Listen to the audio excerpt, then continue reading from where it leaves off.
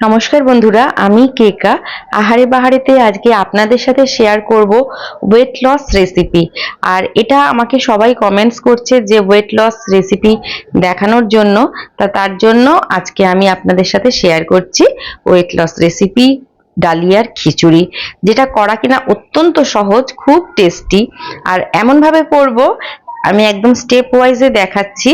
আর যেটা কিনা খিচুড়ি মাত্রই আমরা চালে ডালে বসিয়ে দিলাম সেরকম নয়, একটু ডিফারেন্ট ওয়েতে আমি করব। স্বাভাবিকভাবে রেস্টুরেন্টে আমরা যেভাবে খিচুড়ি খাই ঠিক সেরকম টেস্ট আসবে। যদিও এটা ডালিয়ার খিচুড়ি, তা আপনি ডালিয়ার বদলে চাল দিয়ে করতে পারেন।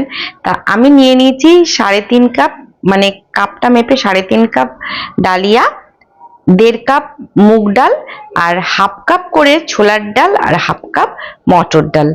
সমস্ত ডাল দিয়ে খিচুড়ি করলে খিচুড়ি অত্যন্ত সুস্বাদু হয়। আর এদিকে আমি ডালটা আর ডালিয়াটাকে আলাদাভাবে রেখেছি, যেহেতু ওটাকে একটু ভেজে নিতে হবে। আর মটর ডাল ছোলার ডাল আমি একসাথেই নিয়ে নিয়েছি, ভালো করে ধুয়ে নুন দিয়ে দিচ্ছি, দিয়ে এটা আমি প্রেসারে সেদ্ধ হতে দেব। আর এই ডালিয়ার খিচুড়িটা আমি কিন্তু স্টেপ ওয়াইজে দেখাচ্ছি। আপনি যদি এটা চালের খিচুড়ি করেন, ডালিয়ার বদলে চালটাকে অ্যাড করবেন। মশলার জন্য আমি 1.5 খানা টমেটো নিয়েছি, আদা নিয়েছি, কাঁচা লঙ্কা। আর যেহেতু আমি এটা ওয়েট লস রেসিপি দেখাচ্ছি, একটু সবজি অ্যাড করছি। আপনি চাইলে আপনার পছন্দ অনুযায়ী সবজি দেবেন। আমি এখানে নিয়ে নিয়েছি গাটি কচু। দেখেছেন তো গাটি কচুটা কি বড়, এত সুন্দর, পুরো আলুর মতন সেদ্ধ হয়ে যাবে, আলুর থেকেও টেস্টি। আর নিয়ে নিয়েছি কুমড়োর ডাঁটা, যেহেতু ফাইবার সমৃদ্ধ শাক, তার জন্য আমি একটু কুমড়োর ডাঁটা নিয়ে নিয়েছি। প্রথমে আমি এই গাটি কচুটার গাটাকে ভালো করে ছাড়িয়ে চৌকো চৌকো করে, যেমন আলু আমরা কাটি খিচুড়িতে দেই, এখানে আমি খিচুড়িতে আলুর বদলে গাঠি কচু দিচ্ছি। ভালো করে গাঠি কচুটার গায়ের খোসা ছাড়িয়ে ফেলেছি। এবার আমি একটু মোটা মোটা করে কেটে নিচ্ছি, কেটে এবার 4 চৌকো করে করে আলুর মতন আমি কেটে নেব। গাঠি কচুরটা কিন্তু এত টেস্টি, আলুর থেকেও খুব টেস্টি। ব্যাস এরকম করে আমি 4 চৌকো করে গাঠি কচুগুলো সব কেটে নিচ্ছি। সমস্ত গাঠি কচু আমার এখানে কাটা হয়ে গেছে। বাটির মধ্যে জল নিয়ে নিয়েছি, আর গাঠি কচুগুলো একটু সেদ্ধ হতে দেব। সামান্য কিছুক্ষণ সেদ্ধ করলেই এটা সুন্দর মাখনের মতন সেদ্ধ হয়ে যাবে। আমার রেসিপিস যদি আপনাদের ভালো লাগে, লাইক শেয়ার কমেন্টস করতে ভুলবেন না। আর আপনি যদি আমার চ্যানেলের নতুন বন্ধু হন, অবশ্যই চ্যানেলটিকে সাবস্ক্রাইব করে আমার পাশে থাকবেন। পাশে থাকা বেল আইকন প্রেস করে তার অল নোটিফিকেশন অন করে দেবেন, যাতে নিউ ভিডিওর আপডেটস সবার প্রথমে আপনিই পান। নুন দিয়ে গাঠি কচুটাকে সেদ্ধ হতে দিয়েছি, আর এদিকে কড়া বসিয়ে দিয়েছি। এদিকে আমি মুগ ডালটাকে একটু ভেজে নিচ্ছি, আর ওদিকে ডালটাকে সেদ্ধ হতে দিয়েছি। দেখুন মুগ ডালটা আমার ভালো করে ভেজে নিয়েছি গোল্ডেন করে। এবার এটাকে জলের মধ্যে আমি জলে ভিজিয়ে রাখলাম, একটু ফুলেও যাবে।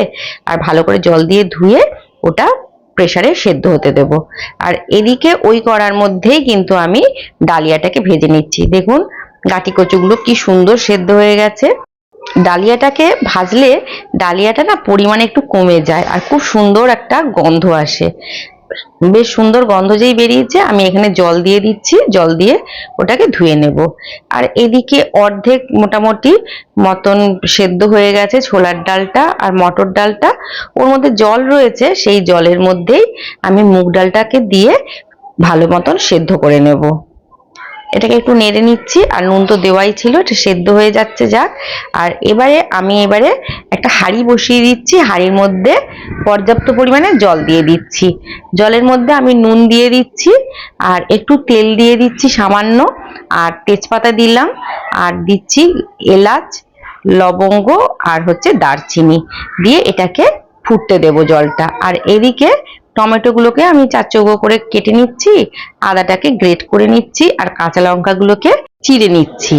ব্যাস মশলা আর কিছু সেরকম বিশেষ লাগবে না। আর এখানে কোনো বাটাবাটির কোনো ঝামেলা আমি রাখিনি, একটু চিড়ে চিড়ে এগুলো সব আমি দিয়ে দিচ্ছি। কুমড়ো ডাঁটাগুলোকে আমি এবার একটু ভাপিয়ে নেব, ঢাকা দিয়ে ভাপাতে দিয়েছি, কোনো জল দেইনি।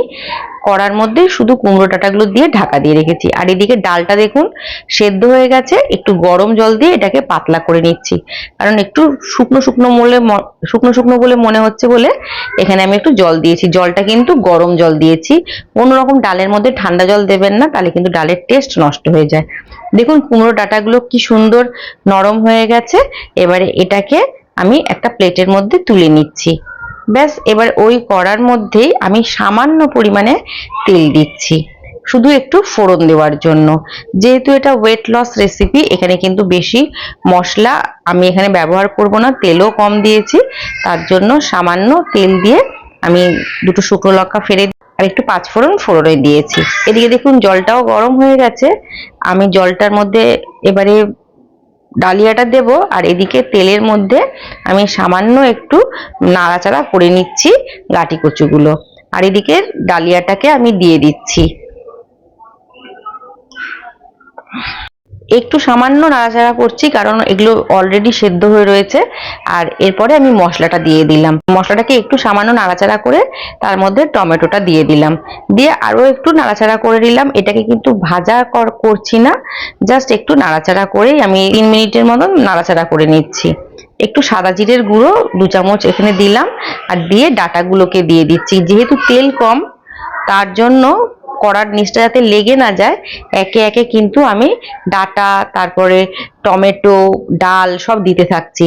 তাতে কি হবে, ওর থেকে যে জলটা বেরোবে সেই জল দিয়ে কিন্তু মশলাটা কষে যাবে। তার জন্য আমি এখানে বেশি তেল যেহেতু তেল বেশি নেই, তার জন্য আমি পরপর যেটার মধ্যে জল রয়েছে সেই জিনিসগুলোকে অ্যাড করছি, যেমন ডাঁটা, ডাল, টমেটো, এরকম ভাবে একে একে আরেকটু জল দিয়ে নেড়ে চেড়ে দিলাম, নুন দিয়ে দিলাম, হলুদ দিয়ে দিলাম, দিয়ে এটাকে একটু ফুটতে দেব। এরকম নিরামিষ ডাল যদি গাঢ় গাঢ় করে রান্না করেন, তাহলে দেখুন কি সুন্দর ডালটা দেখেই মনে হচ্ছে। এই ডাল দিয়ে আপনি যেমন ভাতও খেতে পারবেন, তেমনি কিন্তু রুটিও খেতে আপনি পারবেন। রুটির জন্য কিন্তু এটা বেশ গাঢ় ডাল, খুব টেস্টি হয়। এর মধ্যে আমি আর একটু চিনি দিয়ে দিচ্ছি, আর একে একে দিয়ে দিচ্ছি আমি গরম মশলা আর ভাজা মশলার মধ্যে ধনে আর জিরে আছে। আর এই পর্যায়ে আমি একটু ঘি দিয়েছি, একটু টেস্টি হওয়ার জন্য। আপনি চাইলে এটাকে স্কিপ করে দেবেন, তবে একটু ঘি কিন্তু শরীরের জন্য ভালো। তাই আমি অল্প পরিমাণে একটু ঘি দিয়ে নাড়াচাড়া করে নিলাম। দেখুন এই ডালটা আমার রেডি হয়ে গেছে। আমরা যেমন খিচুড়ি করি, চালে ডালে একেবারে সেদ্ধ করে দিই, রেস্টুরেন্টে কিন্তু এরকম ভাবে খিচুড়ি হয় না। চালটাকে আলাদাভাবে ফোটানো হয়, ডালটাকেও আলাদাভাবে করা হয়, করে একসাথে মেশানো হয়। তা এখানে আমি যেহেতু ডালিয়া দিচ্ছি, আপনি ডালিয়ার বদলে চাল দিয়ে করলেও এরকম ভাবে করে দেখবেন, রেস্টুরেন্টের মতন খুব টেস্টি হয়। ডালিয়াগুলো সেদ্ধ হয়ে গেছে, এবার এর সাথে রেডি করে রাখা ডালটাকে আমি মিশিয়ে দেব। আর এটা খেতে অত্যন্ত সুস্বাদু। আর এই খিচুড়িটা আমি পাঁপড়ের সাথে সার্ভ করেছিলাম। আপনি পাঁপড় বা কোনো ভাজা যে কোনো কিছুর সাথে সার্ভ করতে পারেন, তরকারির সাথে, পাঁচ মশলা সবজির সাথেও করতে পারেন। আর এই খিচুড়িটা আমি একটু জল জল রেখেছিলাম। স্বাভাবিকভাবে আমি খিচুড়িটা একটু ড্রাই করি, কিন্তু একটু জল জল রেখেছি এই কারণে যে এটাকে রেস্টুরেন্টের মতনও করতে চেয়েছি, আর এটা যেহেতু তাড়াতাড়ি ডাইজেস্ট হয়, তার জন্য আমি এটা একটু পাতলা টাইপের রেখেছি। আর আরেকটা দারচিনিকে আমি পুড়িয়ে নিচ্ছি। এই পোড়ানো দারচিনিটাকে তারপরে হয়ে যাওয়ার পরে খিচুড়িটা দিয়ে ঢাকা দিয়ে রাখবেন। তারপরে খানিকক্ষণ পরে তুলে ওটাকে গুঁড়ো করে খিচুড়িটার সাথে মিশিয়ে নেবেন। রেস্টুরেন্টে কিন্তু এরকম ভাবে সার্ভ করা হয়। খেয়ে দেখবেন, এরকম অপূর্ব অসাধারণ সুন্দর একটা স্মেল যেমন আসবে, খেতে তো অসম্ভব সুন্দর হবে। রেসিপিটি কেমন লাগলো জানাতে ভুলবেন না। ভালো লাগলে লাইক, শেয়ার, কমেন্টস করতে ভুলবেন না। আর আপনি যদি আমার চ্যানেলের নতুন বন্ধু হন, অবশ্যই চ্যানেলটিকে সাবস্ক্রাইব করবার জন্য অনুরোধ রাখছি। পাশে থাকা বেল আইকন প্রেস করে তার অল নোটিফিকেশন অন করে দেবেন। আজকের মতন এই পর্যন্তই। আবার দেখা হবে নতুন ভিডিও, নতুন রেসিপির সাথে। ততক্ষণ ভালো খান, সুস্থ থাকুন, শুভ চিন্তা করুন। নমস্কার, ধন্যবাদ।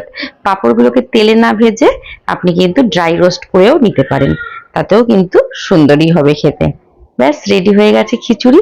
আজকের মতন এই পর্যন্তই। ওপর দিয়ে একটু ঘি দিয়ে সার্ভ করে দিন খিচুড়ি।